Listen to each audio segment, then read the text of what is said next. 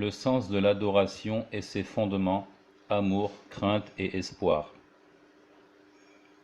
Se faire tout petit inspiré par un amour profond, obéir au doigt et à l'œil, c'est le sens de l'adoration. Ce nom englobe tout ce qui d'Allah est aimé et agréé, de paroles et d'actes tant apparents que cachés.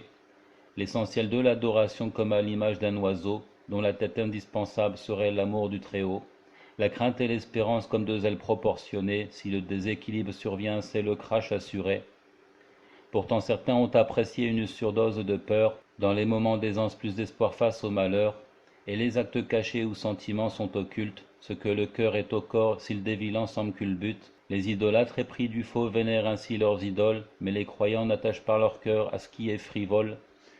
Comment un autre que celui qui est amour peux-tu aimer? Toutes les grâces proviennent de lui, il est beau et parfait. Si tu refoules le naturel, il reviendra au galop. Canalise plutôt cet amour pour qui la peine en vaut. Pour définir sa réalité, il n'y a que de vaines tentatives. On parle plutôt de ses effets et de ce qui en dérive. Mais retiens que ça ne suffit pas, car Abraham craignait la tentation des idoles et contre elle il invoquait. Aussi Muhammad implorait contre le feu protection, réclamait d'Allah des bienfaits jouissent et sans privation, mais avec modération sur la voie du juste milieu, du parfait équilibre pour l'homme qui ne sait trouver mieux. Gravé dans sa nature première à ce qu'il aspire, elle répond, se conforme à ses instincts, règle ses préoccupations. La soumission est une nécessité pour le genre humain, plus que manger et boire, il en a plus que tout besoin. Seulement par cet asservissement, il atteint la perfection. En termes d'esclave, Allah loua la perle de sa création.